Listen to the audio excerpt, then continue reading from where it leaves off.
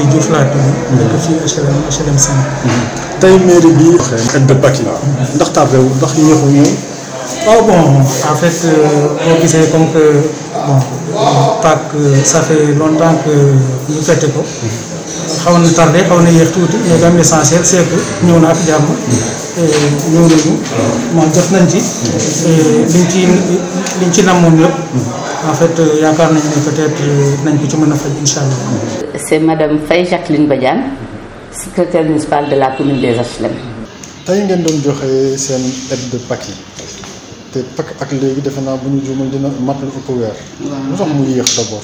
xam nga Pâques procédure la pour les aides donc on a déclenché la procédure donc les gens ont déposé ils ont fait des dossiers et la commission s'est réunie pour attribuer bi ñu ko defee ñu def procédure bi donc ñu envoyé ko au niveau du trésor parce que li may faral di wax il faut que ñu xam ne que le maire c'est un ordonnateur de crédit il ordonne un budget et le comptable qui paye, qui décaisse, c'est l'État à travers sa recette perception. Nous, nous dépendons de Dakar Bourguiba. Donc, situation bi mu ñëw mu tombé avec la pandémie. Et bi mu tombé avec la pandémie, l'État avait sorti une loi pour interdire le rassemblement. Et yéen gis ngeen à chaque fois bu aide amee donc Bourguiba mi ngi am 10 collectivités territoriales. Je prends le cas de Hann Bel-Air, Dieuppeul, Derklé, donc HLM, Biscuiterie, Point E, Grand Dakar, Liberté, Dieuppeul, Derklé.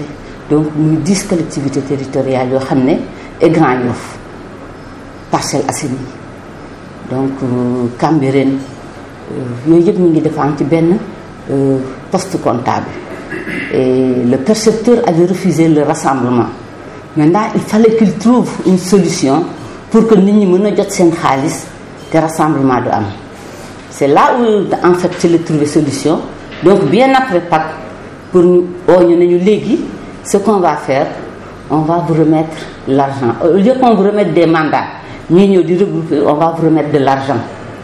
Et au niveau de la mairie il y a un agent qui est habilité à toucher l'argent keneen waru ko laal loolu tax ñu jël xaalis bi jox ko le billetteur de la mairie et le billetteur est en train après le paiement des salaires du mois d'avril bala ñuy fay mois de mai ñu ne on va utiliser cette période pour que ñu mën a joxe information bi képp koo xamoon ne da nga bindoon demande secours de Pâques boo ñëwee ñu jox la ko.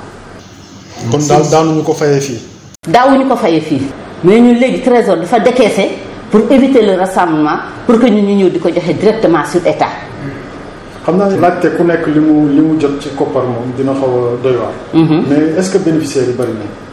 bénéficiaires yi képp koo xamoon ne bindoon nga demande parce que aussi il faut dire doo may ku la ñaanul la base bi nga xam ne document de base bi ñuy mën a jox la commission c'est la demande émise par quelqu'un donc kooku bu émettre ba def demande adressée à l'autorité commission bi mën a valider ñu mën a am fond de dossier pour mën ko attribuer donc képp koo xamoon ne defoon nga demande adressé ko au maire de la commune des HLM tu as été bénéficiaire.